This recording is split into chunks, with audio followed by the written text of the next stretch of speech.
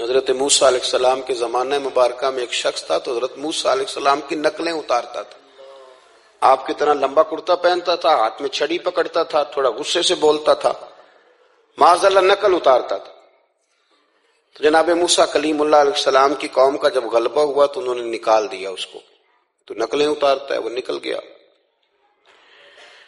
شہر سے باہر نکال دیا. حضرت موسیٰ کلیم کہتے ہیں میں ایک دن کوہ طور پہ گیا ہوا تھا تو رب کریم نے مجھ سے فرمایا کہ فلاں جگہ فلاں درخت کے نیچے میرا ایک دوست انتقال کر گیا ہے، اسے اٹھائیے، غسل دیجیے، کفن دیجیے، جو اس دور کا طریقہ تھا، تدفین کر دیں.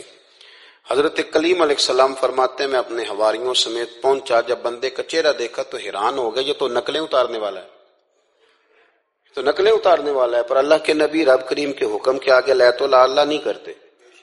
یہ نہیں کہتے کہ میری عقل میں نہیں آ رہا. اٹھایا، غسل دیا، کفن دیا، تدفین کر دی اس کو. جب دفن ہو گیا حضرت موسیٰ علیہ السلام کوہ طور پہ حاضر خدمت ہوئے اور بارگاہ عالی مرتبت میں عرض کرنے کے مالک تو بے نیاز ہے، چارہ سوال تو نہیں، پر اپنی تسلی کے لیے مالک یہ فرمائیے کہ وہ تو نقلیں اتارتا تھا.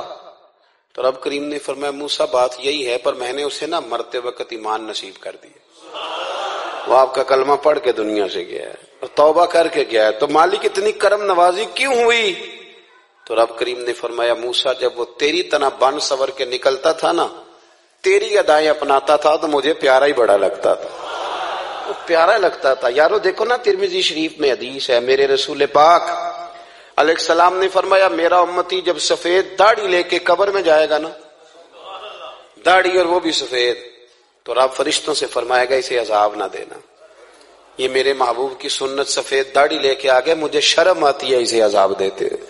آپ بات کو سمجھے کہ یہ حضور کی سنت کا اعزاز جو اللہ کی بارگاہ میں، رب کے حضور جو سنت کا اعزاز اس لیے کہ کائنات میں سب سے اعلیٰ ترین جو کام تھا وہ کیا ہی میرے مصطفیٰ کریم نے. اعلیٰ ترین عمل نبی پاک کا، اعلیٰ ترین، اور طریقہ مبارکہ میں حسن اور جاذبیت. اور آپ اندازہ کر لیں ہم لوگ پٹری سے اتر جاتے ہیں، مرضی کرتے ہیں، ہمارا مزاج ہے جتنا مرضی کو کہے کہ الکوہل والی خوشبو استعمال نہ کریں، اور ہم کوئی نہ کوئی دلیل نکال کے لے ہی آتے ہیں. لیکن خوشبو اس دور میں بھی اتنی بکتی ہے جس کی حد نہیں، اور لوگ اپنی اپنی ضرورت کے لیے اس کو استعمال ہے.